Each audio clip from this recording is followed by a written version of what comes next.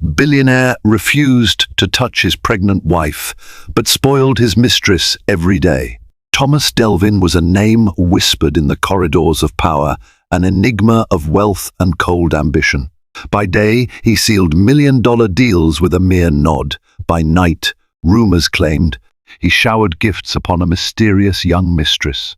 Yet behind the imposing doors of his lavish home, a different truth lay buried.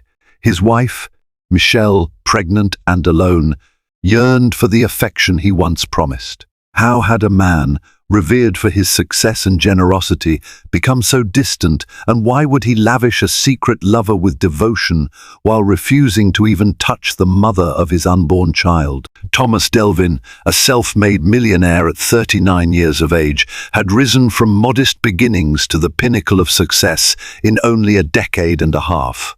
Born in a small suburb on the outskirts of Chicago, Thomas was the son of a maintenance worker and a part-time laundress. He learned, from a young age, the value of long hours and relentless ambition.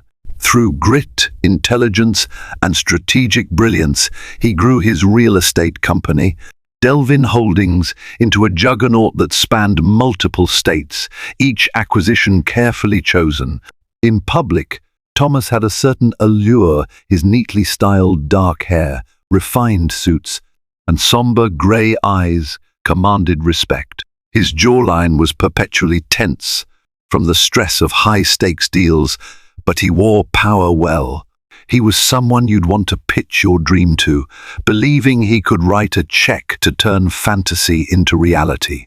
Each board meeting he attended, each business lunch, each handshake was accompanied by an aura of influence. But despite this success, within the walls of his grand mansion tucked away on Lakeshore Drive, there existed a wife he had slowly drifted away from, and a secret mistress he doted upon with extravagant gifts. If people had met Michelle Carter Delvin in her 20s, they might never have guessed she would marry a man of Thomas's stature. She was the shy, bookish type, famously gentle in demeanor. She had grown up in Iowa, dreaming of traveling the world or writing novels in a countryside cottage. Fate, however, guided her to Chicago after college, where she landed a junior position at a large marketing agency. That was where she first locked eyes with Thomas Delvin, then a budding entrepreneur who had arrived to discuss a brand campaign for one of his early real estate ventures. Even then, he exuded confidence and aura so strong it electrified the conference room. Michelle, assigned to handle administrative tasks, found herself running documents back and forth, stealing glances at him. A spark ignited. Thomas singled her out from the swarm of employees as someone interesting. She caught him studying her, noticing how she delicately tucked her hair behind her ear when she grew nervous. A bold conversation about literature followed, leading to several coffee dates, and soon they became an official couple. It was a whirlwind romance. Michelle found herself enraptured by Thomas's unstoppable determination and the possibility of a secure life. He loved her compassion, her moral compass, and her unwavering support. She believed in him so wholeheartedly that she left her job to become his full-time partner in life and business. After a year-long engagement, they married in a lavish ceremony. In all the photos from that day, Michelle's eyes glowed with hope, while Thomas looked triumphant like a man who had achieved another milestone. But as Thomas's fortune grew, the dynamic between them shifted. Michelle often felt like a decorative figure at parties, introduced as Miss S. Delvin, expected to stand by politely and nod at the right times. Gone were their spontaneous talks about life's simple joys. Instead, they now scheduled dinner like a business meeting. When Michelle learned she was pregnant after 3 years of marriage, she imagined this would rekindle the bond they once had. She had always longed for a family, an extension of her love for Thomas. In her mind, having a child together would remind him of the values that mattered far more than net worth or shareholder returns. But from the moment she announced her pregnancy, Thomas grew strangely distant. He congratulated her with a stiff smile, leaning in for a tepid hug that felt more like an obligatory gesture than one of genuine excitement. Over the following weeks, he skipped prenatal appointments, citing urgent business deals. At night, Michelle found him sleeping in a separate bedroom, claiming he needed quiet to focus on acquisitions and expansions. She tried to talk about baby names and future plans, but he always changed the subject, retreating behind the fortress of unread emails or urgent phone calls. Unbeknownst to Michelle, an entirely different woman had come to occupy Thomas's mind. Rebecca Caldwell had met Thomas Delvin at a charity gala held in the Oakbrook Ballroom, a shimmering event brimming with Chicago's elite. She was a young marketing executive, bold and bright, with a laugh that commanded attention wherever she went. Her attire that night, a sleek black gown, accentuated her tall figure and auburn hair. She moved with the ease of someone accustomed to turning heads. Thomas first noticed her while giving a speech about the philanthropic arm of Delvin Holdings. Standing by the sparkling punch bowl, Rebecca grinned in a way that suggested she found Thomas's bold talk of donations and expansions entertaining. It was her confidence and teasing smile that drew him in, spurring him to approach her after he left the stage. Their conversation started innocently enough. Rebecca teased Thomas about how corporate CEOs often use charities as mere publicity stunts. Thomas, intrigued by her daring, argued that he was different. One witty exchange led to another, and they discovered that they shared a love for modern art and traveling. What began as flirtations soon deepened into clandestine meetings. Rebecca felt alive in Thomas's presence. She admired his drive to conquer every endeavor he touched. She reveled in the glamorous lifestyle he could provide, a life of private jets to weekend getaways, dinners at impossible-to-reserve restaurants, and hotels with panoramic views. Thomas, for his part, found a new dimension of excitement with Rebecca. Where Michelle embodied warmth and stability, Rebecca was a lightning bolt, unpredictable, exhilarating, and always offering a rush of adrenaline. She didn't require emotional depth. She wanted fun, high-end experiences, and the thrill of success. Before long, Thomas was lavishing her with expensive gifts, diamond bracelets, designer handbags, and stays at exclusive resorts. The more he gave, the more he felt a surge of power and youth. With Rebecca, he believed he was capable of rewriting every rule. He conveniently kept Michelle in the dark. After all, to the public eye, Thomas was still very much the dedicated husband, soon to be father. But behind closed doors, he lost himself in the illusions of grandeur and lust, refusing to acknowledge that he was chipping away at the love and loyalty Michelle had graciously bestowed upon him from the very start. Michelle's pregnancy progressed, and with each passing week, she noticed Thomas becoming more aloof. Some nights, he didn't come home, claiming board meetings in different cities ran late. Other times, he'd show up reeking of a new cologne that Michelle didn't recognize. When she ventured to ask where he'd been, he would snap at her, accusing her of being paranoid or overly hormonal. In reality, Thomas was dividing his time between his corporate offices and Rebecca's penthouse, located a short drive away in a trendy downtown neighborhood. Each day, Rebecca seemed to come up with new ways to keep his attention, inviting him to exclusive rooftop parties, introducing him to artists at private galleries, or simply cooking dinner in lingerie that made his blood rush. Meanwhile, Michelle was left with the uncomfortable realities of pregnancy. She had morning sickness, swollen feet, and sudden emotional tears. She tried to talk about the nursery design or which pediatrician to choose for the baby. Thomas merely nodded or offered to have one of his staff handle it. One evening, Michelle sat in the dimly lit living room, a piano melody she loved playing softly in the background. She held a bag of baby clothes on her lap, hopeful that Thomas would appreciate the tiny garments she had painstakingly chosen for their child. When he walked in, she lit up, ready to share her excitement. "Look," she said, holding up a little onesie. "Isn't this adorable? I can't believe we're going to have a little version of us running around soon." Thomas, already irritated by a text from Rebecca about an upcoming trip to Italy, barely glanced at the onesie. "Michelle," he muttered, "I'm not in the mood to talk about this now. I've had a stressful day. Besides, don't we have more pressing business to handle?" He was speaking in a monotone that betrayed his disinterest. Michelle's face fell. She tried to muster courage to ask, "Thomas, what's going on with you? You haven't touched me in months. Are you not happy about the baby?" Instead of reassuring her, Thomas rolled his eyes. "Why do you always make things so dramatic? I'm just busy. Let me be. Go get some rest if you're tired. I need to go through some documents." Michelle fought back tears. She felt as though he saw her only as an inconvenience.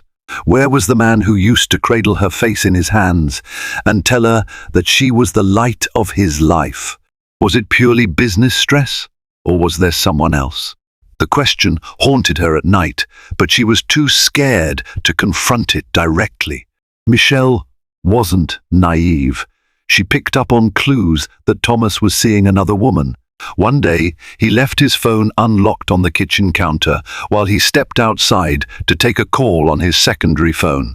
A message popped up on the screen from a contact labeled RC. The message read, "Miss you. Thinking about your smile. Here's a pic from last night." Attached was a photo of Rebecca, looking seductive in a tight red dress at what appeared to be a lavish club. Michelle froze in place. Her heart pounded so violently that she thought she might faint. She wanted to look away, to pretend she hadn't seen it. But the damning evidence flickered there, on the phone's screen, impossible to ignore. As footsteps echoed in the hallway, she quickly placed the phone back. Her thoughts spiraled. Who was RC? Why was this happening?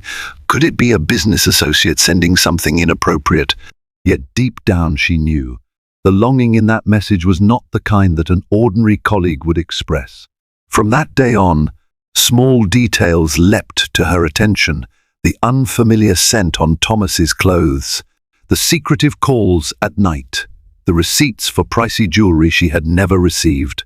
However, each time she gathered the courage to confront him, she saw the storm in his eyes, that readiness to dismiss her feelings as mere pregnancy hysteria.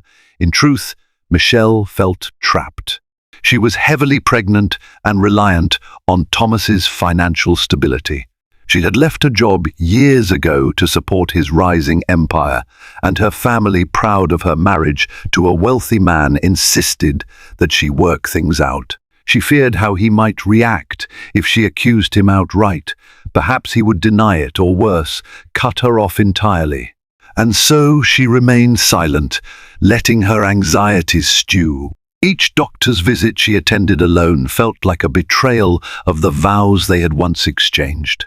Every time the baby kicked, she whispered reassurances to her unborn child, making promises that even if Thomas wasn't there, she would do her utmost to love and protect them. Meanwhile, Rebecca Caldwell thrived on Thomas's attention.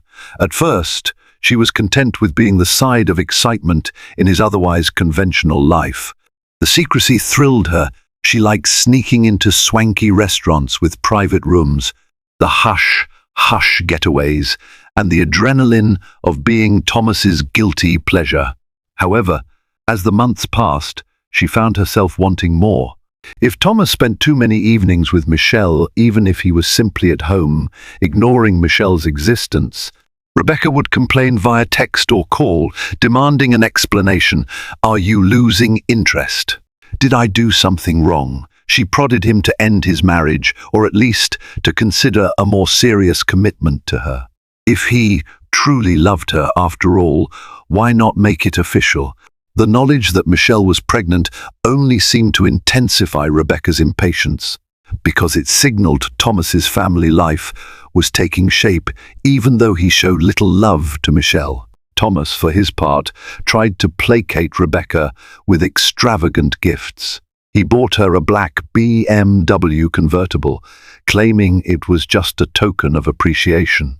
He took her to Paris for a weekend, under the guise of meeting potential international investors, so they could indulge in romance under the city lights. Rebecca savored the luxuries, but was no fool. She recognized that Thomas was still unwilling to cut ties with Michelle. She began to worry that once the baby was born, he might retreat into the role of father, ignoring her altogether. In her upscale penthouse, she paced restlessly, sending him message after message, sometimes veering between sweet flirtations and angry ultimatums. Her unwavering desire was to be the only woman in Thomas's life. The question was whether he would ever muster the courage to give her what she wanted. Although Thomas acted like an emotionless tyrant, deep inside he was plagued by an internal conflict. He had started the affair with Rebecca to escape the pressures of his corporate empire and the monotony that seemed to seep into his marriage. He never intended to sabotage his entire life, but as the affair grew deeper, he realized he was too tangled in it to easily walk away. The reality of fatherhood loomed. No matter how cold he appeared, a small part of him felt responsible for Michelle and their unborn child. Michelle was no mere stranger. She was the woman who had believed in him before anyone else, who had cheered him on and consoled him through the ups and downs of his early career. Though he suppressed it, he still felt gratitude and faint affection. Yet with Rebecca, he discovered an electrifying thrill that reminded him of his younger self, boundless, hungry for life's pleasures, unstoppable. Leaving her felt like forfeiting the excitement that made him feel truly alive. As these thoughts warred in his mind, he grew increasingly irritable. Employees at Delvin Holdings sensed his sour mood. He erupted at minor mistakes, fired staff over trivial errors, and stormed out of meetings. Rumors spread that he was under personal strain. One close associate, George Benson, tried discreetly to ask if Thomas was all right, offering, "You seem a bit stressed, boss. Everything okay at home?" Thomas brushed him off with an icy glare. No one needed to know the complexities that plagued him. He told himself that he could maintain both worlds, continue the affair with Rebecca while still providing for Michelle. If he simply poured more money into the household, it would keep Michelle content, right? But money was no substitute for emotional warmth. Michelle's heartbreak deepened, and unbeknownst to Thomas, events were soon set in motion that would force him to confront the consequences of his dual life. When Michelle found herself on the brink of despair, she reached out to an old friend from her marketing agency days, Sarah Henderson. Sarah was a bright spirit with a no-nonsense attitude. She had always been the one to speak uncomfortable truths, if it meant protecting those she cared about. Over the phone, Michelle could hardly hold back her tears as she explained the tension at home. She stopped short of admitting that she suspected Thomas of infidelity, fearful of Sarah's reaction. But it was enough for Sarah to sense that something was seriously amiss. "You need someone on your side, Michelle," Sarah said firmly. "You can't go through pregnancy under these conditions. Let's meet for lunch. Talk this out in person." After a few scheduling attempts, Thomas always found ways to intrude on Michelle's free time. She finally managed to meet Sarah at a cozy cafe. The moment Michelle sat down, her friend's face fell at how exhausted and emotionally battered Michelle appeared. Before Michelle could find a way to dance around the truth, she found herself blurting out everything: Thomas's late nights, the suspicious texts on his phone, her own loneliness. Sarah listened, eyes blazing with concern and barely contained anger. "Michelle, you can't let him treat you like this," Sarah said, voice trembling. "He's your husband, the father of your child." If he doesn't wake up, if he's indeed cheating, you don't deserve that. Michelle felt a surge of fear. But what am I supposed to do? I don't have my own income. My family would be devastated if I left him. And he might turn vindictive. I don't want my baby to grow up without a father's presence. Sarah reached across the table to hold Michelle's hand. First, let's confirm what's really going on. If you have evidence, maybe you can confront him with it, or at least plan your next steps. You don't have to stay in the dark. Buoyed by Sarah's resolve, Michelle felt something stir within her, the faint whisper of self-preservation. Spurred by her friend's counsel, Michelle began to gather more evidence. She took photos of suspicious receipts and quietly noted the dates and times Thomas claimed to be in board meetings. She scrolled through social media for glimpses of Rebecca Caldwell, discovering her profile and the places she frequented. A pattern emerged. Whenever Thomas was supposedly traveling for business, Rebecca posted pictures from the same city, often in luxury settings that matched Thomas's spending habits. Though it pained her to prove her suspicions correct, Michelle felt oddly empowered to stand up for herself and for her baby. She realized that Thomas's betrayal was not merely an affair, but a fundamental disregard for her and their child's emotional well-being. Meanwhile, Thomas sensed that Michelle was growing more alert, no longer as docile. At times, he caught her studying him with an intensity he hadn't seen before. Guilt gnawed at his conscience. Still, he managed to brush it aside each time Rebecca sent him a sultry text. "Wish you were here, baby." Rebecca Caldwell was tired of waiting. One evening, as the city lights glimmered through her penthouse windows, she pulled Thomas aside after a lavish dinner she'd prepared. The tension was palpable. "Thomas," she said, her voice smooth but undercut by steel resolve, "I've been patient. You said you'd figure out a way to be with me without all this sneaking around. But months are passing, and your wife is about to give birth." Thomas stiffened. "It's complicated, Rebecca. Ending a marriage isn't a simple business transaction." She leaned forward, her eyes blazing. "It can be, if you're willing to do it. Hire the best lawyer, offer her a settlement, or if you're so concerned about the baby, arrange custody. But don't keep feeding me this half allegiance." Thomas tried to soften his tone. "Look, you've got to understand, I never intended this to become something so consuming." Rebecca's laugh came out sharp. "So what was I? A fling?" She grabbed a glass of wine and took a long sip before continuing. "You can't have your cake and eat it too, Thomas. Either you choose me, or you go back to your pregnant wife and live that boring, suffocating life. But I'm done being your dirty little secret." He opened his mouth, no words coming out. Inside, he felt a churn of dread. He had always convinced himself that Rebecca would remain content with material spoils and ephemeral passion. He never expected that she would demand an actual commitment. After a tense pause, Rebecca softened her voice. "I'm not trying to pressure you for my own amusement. I just want a real relationship. One where I can feel proud to be with you, not hiding like some mistress in a bad soap opera." Thomas nodded, avoiding her eyes.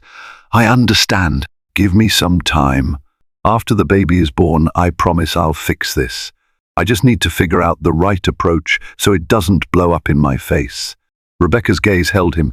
"You have 3 months. Once that baby arrives, I want to know I'm not wasting my life on a man who can't choose." The ultimatum set in, swirling in Thomas's mind like a looming storm. As her due date neared, Michelle summoned the courage to directly confront Thomas. She chose a night when she knew he planned to go out, likely to meet Rebecca.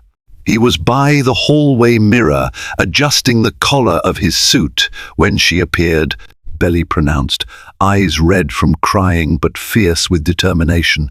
"Where are you going?" she asked quietly. Thomas avoided her gaze. "A business dinner." "Why?" Michelle's voice trembled slightly, though she willed it to stay steady. "I know you're lying." She held up her phone, revealing screenshots of receipts of matching social media posts from Rebecca Caldwell. I know about her. I know everything. The color drained from Thomas's face. His immediate instinct was to deny it, but the evidence was too damning. With a frustrated huff, he turned away. Michelle, don't start. You don't understand the full story. Tears welled in her eyes, but she refused to crumble. I don't need to understand the details. I can see what's happening. You've broken every vow you made to me. And here I am, pregnant, alone, while you spend time and money on another woman. Thomas spun back, anger in his glare. Do you realize what kind of pressure I'm under? Do you think I want to live like this? I have responsibilities, expansions. Everything depends on me. Michelle let out a bitter laugh. So your solution is to abandon your wife for a mistress? I never asked you to be perfect, Thomas. I asked you to be present, to be a husband, a father. I can't deal with this now, he growled, reaching for the door. You're emotional and pregnant. We'll talk later. But Michelle moved in front of him, blocking his exit. No, you're not leaving until you tell me the truth. Do you love her? He froze, his jaw clenched, eyes darting away. Michelle's heart pounded. Finally, he murmured, I'm not sure what I feel anymore. The words stabbed into her like shards of glass. She stepped aside, tears silently rolling down her cheeks. Then go. Just go. As the door slammed, Michelle pressed a hand against her stomach, feeling a flutter. She whispered to the baby, I'm sorry. I'm so sorry. Distraught, Michelle called Sarah, who rushed to the mansion. Finding Michelle in tears, Sarah helped her pack a small bag and insisted she spend a few days at her apartment. Those days away from the lonely halls of the mansion gave Michelle time to reflect. She visited an attorney recommended by Sarah, just to understand her rights. While she hadn't decided on leaving Thomas entirely, she needed to protect herself and her child in case he threatened to cut her off financially. During this time, she received surprising support from an old family friend, Robert Winston, a retired attorney who had known Michelle's parents for decades. He offered emotional counsel and legal insights. You're not powerless, he assured her, no matter how wealthy your husband is. A court will look out for the child's best interests. These conversations fortified Michelle's resolve. She couldn't keep living in denial, pretending that throwing more love at Thomas would fix him. Her child deserved a stable environment, free from the toxic swirl of unfaithfulness. Rebecca was unaware that Michelle had confronted Thomas. She only noticed that Thomas seemed tenser, more torn than usual. Unable to stand his indecision, she pressed him repeatedly. Have you spoken to your wife about separation yet? Thomas, wanting to avoid conflict, skirted around the topic with vague promises. Give me a few more weeks. After the baby is born, I'll handle everything. But as her own friends started to question the nature of her relationship with this married man, Rebecca grew impatient. She had risked her reputation, staking it on the prospect that Thomas would soon be exclusively hers.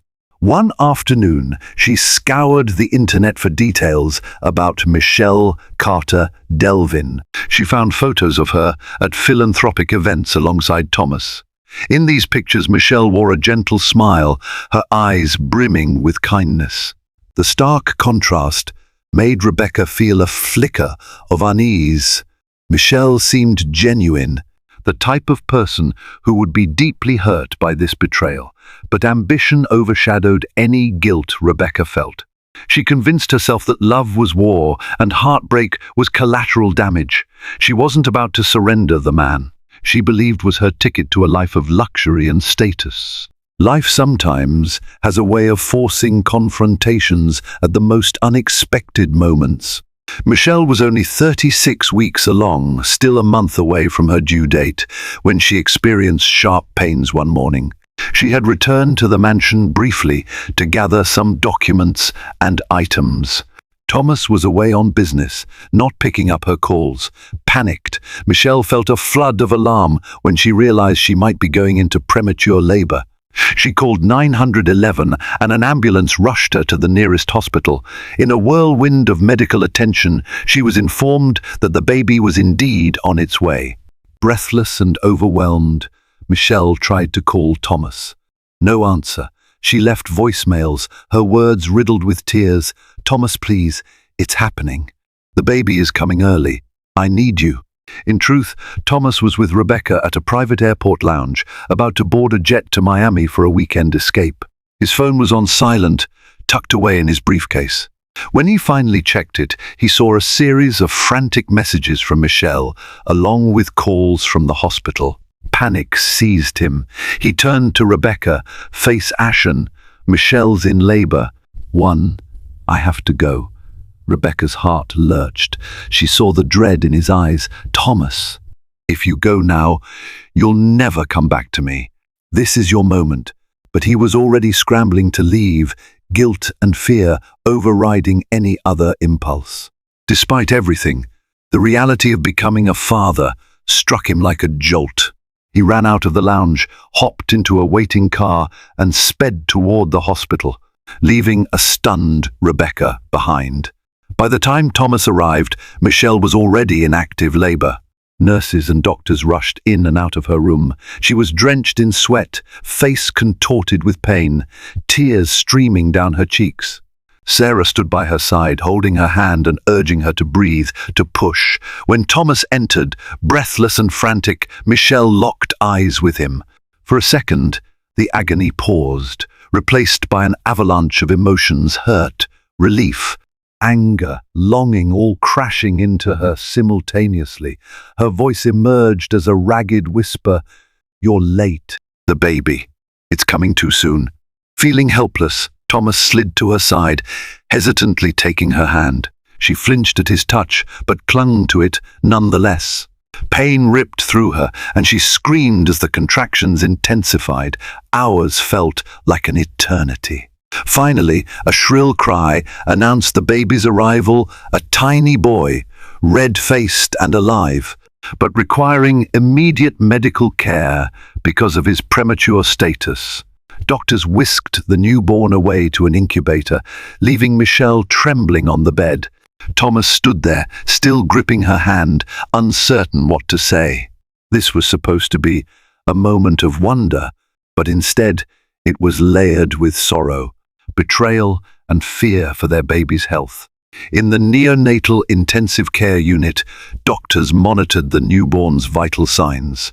The baby struggled slightly with underdeveloped lungs. Michelle, recovering from her ordeal, insisted on visiting the NICU, even though she could barely stand. Thomas hovered awkwardly, shame gnawing at him. Seeing the tiny creature hooked up to tubes and monitors tore at Michelle's heart. She gently touched her son's delicate hand through the incubator. In that moment, her maternal instincts eclipsed all the pain Thomas had caused. Her baby's survival became her singular focus. Thomas offered to pay for the best medical care possible, anything to ensure the baby's health. But money couldn't mend the emotional chasm he had created. Days passed, and the baby began to stabilize. Michelle stayed in the hospital room, sleepless, watching over her child. Thomas visited sporadically, only to receive cold glares from Sarah and stilted conversations with Michelle. One evening, Michelle mustered her courage. While Thomas was perched on a chair by her bed, she spoke in a hushed tone. "You left me when I needed you most. You were with her." He couldn't muster a denial. Instead, he lowered his gaze. "But I won't let my anger overshadow our baby's life," Michelle continued, voice breaking. "If you want to be a father, you can, but only if you end that affair and prove you can be trusted. Otherwise, I'll do this on my own." Thomas felt a surge of panic. He was on the brink of losing not just his wife, but also the right to be in his child's life. Yet he hesitated, remembering Rebecca's ultimatum. He had promised her a decision. In that hospital room, confronted by Michelle's quiet strength, he sensed a realization. No matter how thrilling Rebecca was, no matter how much she stroked his ego, she could never fill this familial bond. He had chased excitement and found emptiness. He was terrified of losing what was truly irreplaceable, his child, and the woman who had once been his rock. But Thomas's mind was a jumble of pride, guilt, and confusion. He stammered, let me handle things. I'll cut it off with her. Just give me time."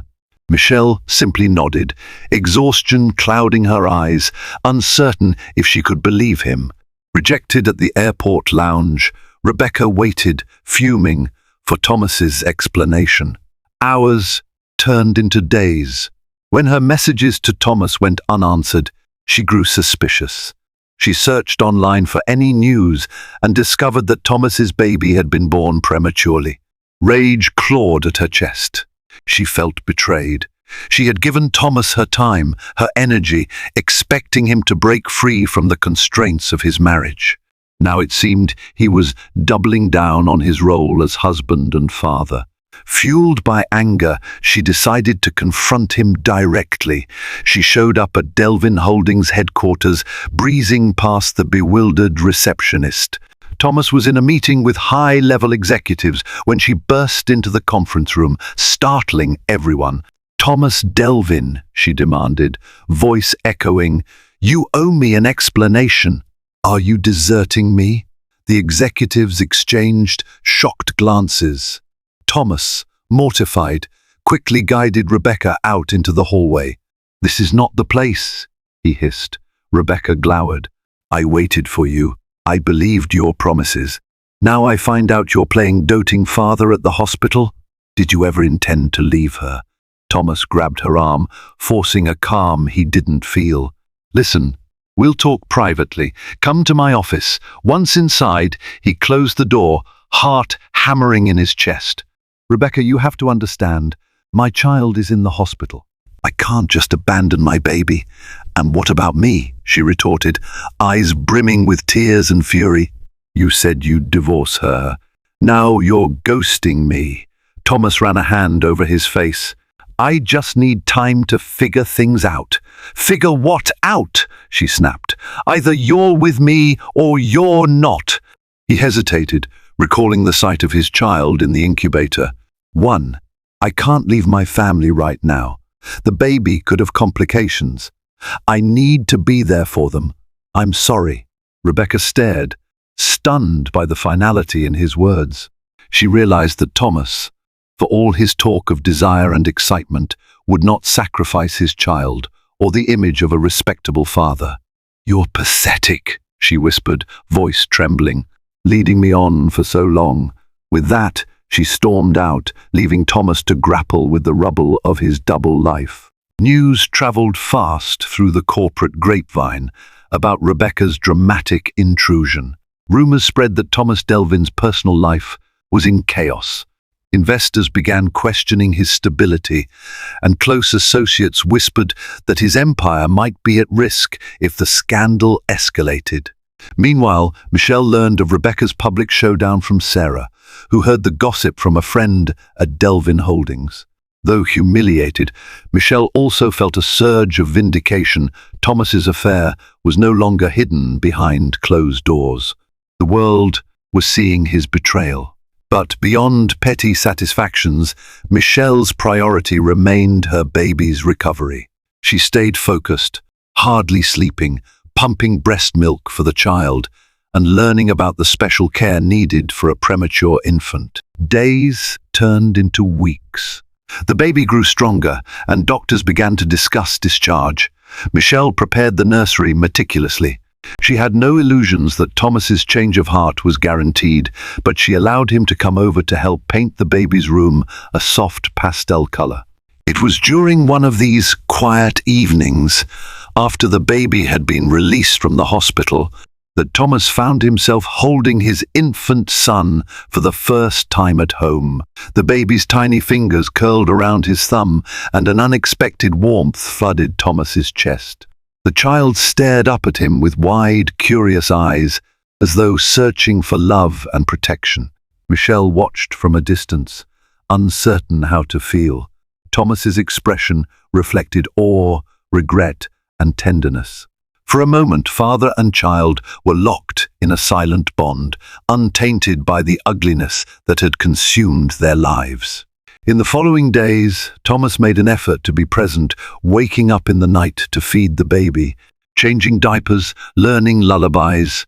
He even cancelled a few business trips, delegating tasks to trusted lieutenants. Michelle observed all this with guarded hope. She couldn't forget the betrayal, but she saw glimpses of the man she had once married. He apologized again and again, not just in words, but in simple acts, cooking her breakfast, massaging her back when she felt sore, encouraging her to rest while he rocked the baby to sleep. Over time, he confided how hollow he had felt chasing after the affair, how he recognized that no amount of money or excitement could match the profound love and responsibility of fatherhood. He'd ended things with Rebecca completely, even offering to buy her silence if she threatened further drama. Yet Rebecca vanished from their lives, leaving only a few ominous texts that she would never forget his betrayal. Michelle considered therapy for them both, wary of placing blind trust in apologies. But for the sake of their child, she was willing to see if Thomas would genuinely transform, or if this was merely temporary guilt. Counseling sessions were awkward at first. Thomas fidgeted under the therapist's direct questions, while Michelle released months of pent-up hurt. But these conversations forced Thomas to reflect on his actions deeply, to see the damage he had caused. He admitted that he'd conflated success with self-indulgence, losing sight of his real priorities. Michelle, too, acknowledged that she had been hesitant to speak up about her needs, partly out of fear of jeopardizing the stability they had built. The therapist encouraged them to rebuild trust step by step, emphasizing that forgiveness wasn't an instant gift, it had to be earned. As the baby blossomed, cooing, smiling, and melting hearts, Michelle found it increasingly difficult to remain icy toward Thomas. Each day she saw him trying, whether by helping with feedings at dawn or surprising her with thoughtful gestures. He never pushed her for intimacy. He respected her need to heal and focus on motherhood. One afternoon, while strolling through a local park with the baby in a carriage, Thomas reached for Michelle's hand. She let him hold it for a moment, feeling a faint glimmer of the warmth they once shared. "I know I don't deserve it," he murmured, "but I want to thank you for giving me another chance at least to be here for our son." She nodded, tears forming at the corners of her eyes. "I'm doing this for him, and maybe for us, if there's still something left to save." Thomas squeezed her hand, silent, understanding that she was still testing the fragile new ground of their relationship. Just when it seemed life was stabilizing, a final shock arrived in the form of a letter to Delvin Holdings, addressed to Thomas. The letter bore no return address. Inside was a single piece of paper with a typed message: "You might think you've won, but secrets have a way of coming back. Enjoy your happy family while it lasts." Though unsigned, it was clear who had sent it. Rebecca Caldwell's bitterness lingered like a storm cloud. At first, Thomas panicked. Was she threatening blackmail or intending to destroy his public image further? For Michelle, who read the note after Thomas showed it to her, it was an unsettling reminder of the past's capacity to resurface. However, she surprised herself by reacting calmly. If she had anything truly damaging, she would have used it already, she reasoned. "This is just a last-ditch attempt to rattle us." Thomas nodded, uneasy but resolved. He had informed his legal team about the possibility of any public allegations, and they were prepared to respond. He recognized that no matter what Rebecca did, the real danger lay in reverting to his old patterns of deceit and disregard.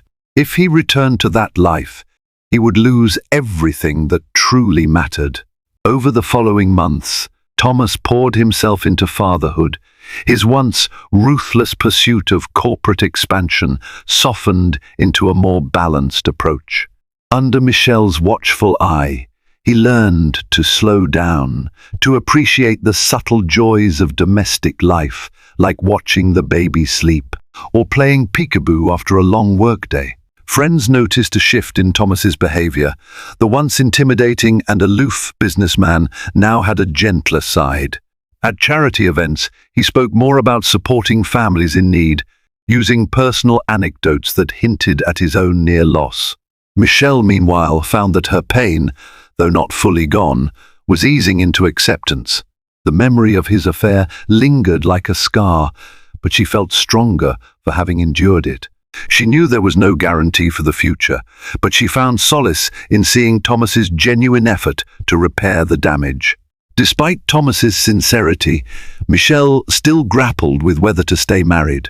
She worried that forgiving him too easily might send the message that his betrayal was excusable. She also recognized that, apart from trust issues, they had grown apart in many ways. Then one day, as she rocked her baby to sleep, she recalled the day she first met Thomas, the hope in his eyes, the vow he made to always cherish her. She realized that no one was perfect, that she herself had changed over the years, sometimes ignoring early red flags. Sitting with Sarah, she processed her thoughts. "I see him trying, Sarah. He's become so caring with the baby. He even apologized to my parents for the pain he caused. But is it enough?" Sarah, no fan of Thomas's deeds, sighed. "Only you can decide. It's your heart on the line. If you think it's worth rebuilding, then do it. If you think it's better to walk away, I'll support you." Michelle nodded, tears in her eyes. The next day, she spoke with Thomas at length, listening to him articulate his regrets, his commitment to therapy, and his vision for a more equal partnership in the future. After weeks of introspection, Michelle made her choice. She would remain in the marriage, at least for now, with clear boundaries. She wanted him to continue therapy, to maintain transparency about his whereabouts, and to cease all contact with Rebecca. If at any point he broke her trust again, she would leave with the baby, no questions asked. Agreeing to give their marriage a second chance, Thomas and Michelle renewed their vows privately, in a small ceremony by the lake near their home. There were no guests, just them, their infant son, and a local officiant. As the sun dipped below the horizon, Thomas took Michelle's hands in his. For the first time in months, she saw tears in his eyes.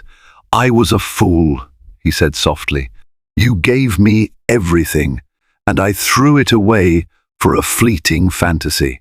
I don't expect you to forget what I did, but I'm determined to be a better husband and father." Michelle's voice quivered as she spoke in return. "I can't forget, but I can forgive if you stay true to your word. We built a life together. Let's not give up unless we've tried every avenue to save it." They exchanged simple ring silver bands that symbolized a fresh start. Their baby's quiet coo felt like an affirmation, a promise of a shared future if they both remained steadfast. Over the next few months, the mansion, once filled with eerie silences and heartbreak, came alive with baby laughter and cautious hope. Thomas continued therapy sessions, sometimes individually, sometimes with Michelle. He scaled back some of his most extravagant business travels, ensuring he spent quality time with his family. Michelle, still healing, found new strength in motherhood. She recognized that she was no longer the timid young woman who had first fallen for Thomas's ambition. This experience had steeled her, made her more assertive about her needs and boundaries. Though vestiges of pain still lingered, the couple forged a new bond shaped by adversity. They learned to communicate better, to speak openly about fears and desires. Slowly but surely, the ghosts of Rebecca Caldwell faded into the background. Yet, they would never be exactly as they once were. In truth, they had something deeper now, an understanding of how fragile trust is, how easily love can be broken if taken for granted. If they succeeded in navigating this second chance, It wouldn't be out of naivete, but through mutual respect and unwavering commitment. A year later, on a crisp autumn morning, Thomas found himself in the kitchen, making pancakes while Michelle played on the floor with their toddler son, who toddled around with wide eyes and an ever-curious grin. The scent of freshly brewed coffee mingled with the laughter that echoed through their once somber home. They had settled into a quieter routine. Thomas still oversaw Delvin Holdings, but delegated responsibilities to a strong team. Michelle started freelancing as a consultant, easing back into her career while balancing motherhood. Neither of them forgot the heartbreak that almost tore them apart. The scars served as reminders that love must be nurtured or else it wilts. While the pain of betrayal never fully disappears, it can transform into a cautionary tale that pushes both partners to communicate openly and cherish what they have. As for Rebecca Caldwell, rumors hinted she moved out of Chicago, possibly seeking new opportunities or latching onto another wealthy man. She remained a cautionary presence in Thomas and Michelle's story, proof that unchecked ambition and unbridled desire can lead to devastating consequences. In the end, Thomas and Michelle's marriage survived, albeit with deep wounds. Whether it would last a lifetime remained uncertain. But for now, they had chosen hope and commitment over resentment, turning a near catastrophe into a lesson in humility, love, and second chances. In this winding saga of secrets, betrayal, and redemption, we have followed Thomas Delvin, a millionaire who nearly lost the most precious treasure of all, the love and trust of his growing family.